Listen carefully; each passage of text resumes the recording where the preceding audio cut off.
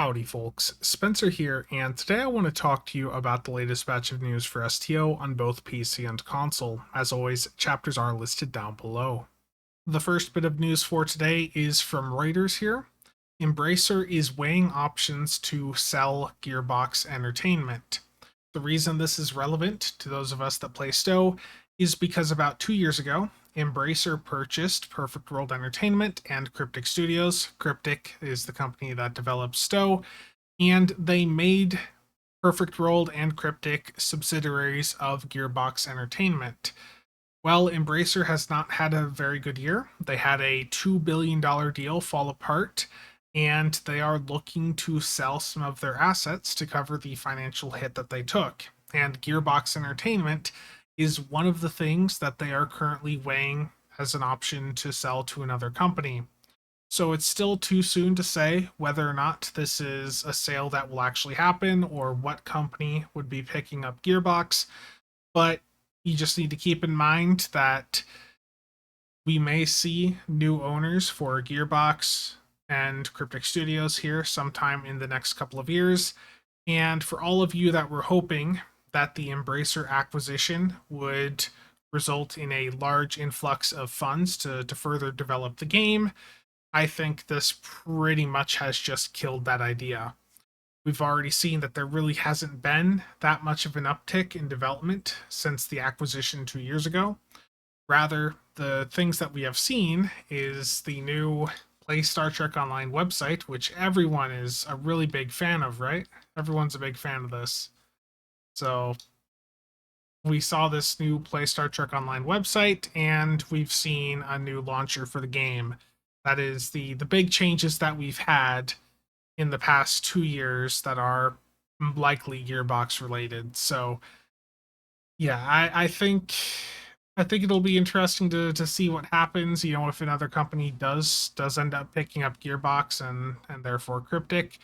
But realistically, I think that we have to keep in mind that STO is 13 years old, and by the time any sale goes through, the game could be 14 or 15 years old, and it's probably quite unlikely that there would be any further large injection of funds to further develop the game. I think any company that picks up Cryptic is going to tell them to just keep the status quo and continue bringing in what revenue they can with the limited development the game is still receiving. So I just thought I'd let you guys know, and if we see any further news on this topic, I will keep you guys posted. Heading over to some in-game news now. We have a new TFO dropping with the Incursion season, which again is dropping tomorrow on Tuesday, September 12th for those of us on PC, and if you're on console, it'll be dropping on November 1st. But the first thing here that I want to talk about is this brand new TFO that is releasing with Incursion. Cryptic is aware that many of you very much like the Defense of Starbase One TFO. So they are adding in another Defense of Starbase One TFO, but this time it's got the Borg in it. So that is exactly what the Resistance of Starbase One TFO is. It is Defense of Starbase One reskinned, reimagined with the Borg in it. So hopefully, you know, some of the actual gameplay mechanics have changed, and it's not just a swap of what enemies are in the map. But I look forward to seeing how this turns out, and hopefully they break the trend of releasing all these queues as normal only. Hopefully we get an advanced and elite of it, otherwise it is a queue that will quickly be forgotten. And on the topic of the Borg, we have some changes for the ground side of things. The remodulation system and the way that Borg adapt to you on the ground is going to be changing when Incursion goes live. This is only impacting ground. The space side is untouched. And the changes here are basically that the frequency remodulator device is going to be removed and is going to be baked into the user interface. As soon as the Borg start to adapt to your weapons, the frequency remodulator will appear above your power tray. You don't have to have it slotted. It will just be there and appear when it's needed. The point of this is to make sure that everyone has easy access to a remodulator. there's a lot of new players that don't know how to pick one up from the replicator, and sometimes people forget about them when they're leveling up their alts. So this is just a quality of life thing to make sure that everyone always has access to the remodulator to make sure that they can counter the Borg adaption. If you are using one of the alternative remodulators from a map like Defara, so something like the fractal remodulator, which just allows you to remodulate a little bit faster, if you're using one of those things, they are also going to be making it so that you can craft those through the R&D window. So you don't have to go to the NPCs on Defara to go through and pick them up. However, you will still need the components from Defara if you want to craft one. So that is going to increase the visibility of those things being in the game, and will probably cause some people to engage with Defara a little bit more so that they can go through and craft them. And if you slot one of those alternative remodulators, like the fractal or the experimental anti-Borg device here, if you slot one of these things, it will overwrite the basic frequency remodulator on the user interface, and should work seamlessly so that you'll be able to take advantage of the better remodulator that you have. The other change here that we're getting with this is that the Borg are going to adapt slower to your energy weapons on ground. One of the changes they're doing here to help with this is that if you're firing a weapon like a full auto rifle, rather than each individual shot building up adaption on the Borg, they'll only build up like some resistance to your shots or to your damage type from the entire weapon cycle. So if you fire a full auto rifle and it has 3 bolts go out of it and hit the Borg, rather than each of those 3 building up adaption, it would just be the one from that entire firing cycle. So that should make it so that your energy weapons last a bit longer versus the Borg before you have to remodulate, but we'll have to wait and see how things actually play out. Overall, this remodulation stuff looks to be a huge quality of life change and will make fighting the Borg a bit easier on the ground. And the next bit of news here is that when Incursion goes live, there will be a 30-day long seasonal event starting, and if you play that event for 20 days, you will be able to earn the ground adaption set. You can earn your daily progression by playing the prior story mission or the new one, or one of the 2 new TFOs that they're adding in. So the ground set here has 3 parts: the Infinity Modulator Rifle from Star Trek Elite Force. This is also known as the iMod. This is a Polaron rifle that will take twice as long for the Borg to adapt to, and it has a secondary fire that does extra Tetrion damage to targets with low hit points. The second part of this set is the Adaptation Personal Shield. This mimics the Borg's adaptation for your personal shield, and as you take damage, your shield will gain stacking shield resistance, making it harder for your enemies to defeat you. So that might be a good survivability thing, especially to have on account-wide unlock for alts. And then the kit module here is going to be a device that you can deploy on the battlefield, and it will heal and even resurrect you and your allies. So the set seems to have a lot of survivability to it there between the shield and kit modules, so might be something to really consider if you play lots of alts. This might be something to have good on account-wide unlock. The 2-piece set bonus here: if you kill an enemy with a secondary attack, you will get a bonus to energy damage for 60 seconds, and this effect can stack. The 3-piece, if you have, or when you get stacks from the 2-piece, it will give you the ability to activate the modulated energy blast, and this will get more powerful the more stacks you have from the 2-piece, and it will deal it'll knock back enemies, expose them, and damage them. So we'll have to see how the entire set does. You know, it's hard to say just based on the descriptions, but it looks like it might be a good set to have just on hand for your alts, and I'm really curious to see how that iMod performs against the Borg there. Okay, the next thing I want to take a look at is the Protostar and Prodigy lockbox. So for the Protostar, we have the full stats blog out now. I've already done a breakdown of the stats that were shown on the 10 forward, and Really was not too impressed with this ship, though looking at the stats now, it does look like it has the highest shield modifier out of any ship in the game at 1.6. Someone correct me if I'm wrong there, but I think the previous high was I want to say the Fleet Oberth with like a 1.54. So if you're looking at max shield capacity, this ship might be interesting in that regard. But there's not really anything else here that's new with the stats. It's still pretty underwhelming, so not a ship that I would recommend, especially given the cost. Now, for the rest of the lockbox, there are some new Protostar phaser weapons. There's going to be beams and cannons.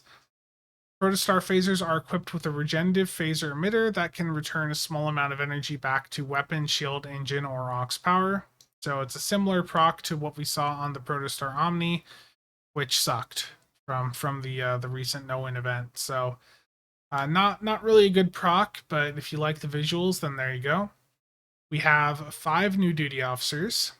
Del Rel here. Del has a creative and unorthodox approach to tactics that allows him to alter the dynamics of fire at will and attack pattern beta. I don't normally like to comment on things that I've seen from leaks, but do not have high expectations for this duty officer. It looks like it's going to be very, very underwhelming based on what I've heard so far. So for those of you that had your hopes up, I'm sorry to crush them there, but does not look like it's going to be that good. But I'll take a look at the numbers in full tomorrow, and you guys can see it then that it's probably going to be disappointing. Gwendala here. Gwyn's experience and affinity with Watch robots grants a chance to beam down Watcher robots when using security team. Jenkin Pog. With your engineering team, recharge time and effectiveness are improved. Rock Tack. Enthusiasm for the sciences allowed her to add a chance to add seismic agitation field to your tricorder scans. Doesn't really sound that interesting. Maybe for one of you side players, you might find that DOF nice. And then 0 here. Your chance of return was low. Our desire to leave remained high. Your evasive maneuvers recharge and effectiveness are improved. So, as always, wait for the numbers, but when it comes to these duty officers, from the preliminary information that I have seen via reliable sources, set your expectations low. This fought off, really unfortunate that it's not going to really change things at all. Moving on, we have some space traits here. A whole lot of X's is the first one. You and your crew's quick thinking allow you to avoid disaster some of the time. When your hull is low, your ship will receive a hull and shield heal. That's probably not going to see much use outside of like a budget build.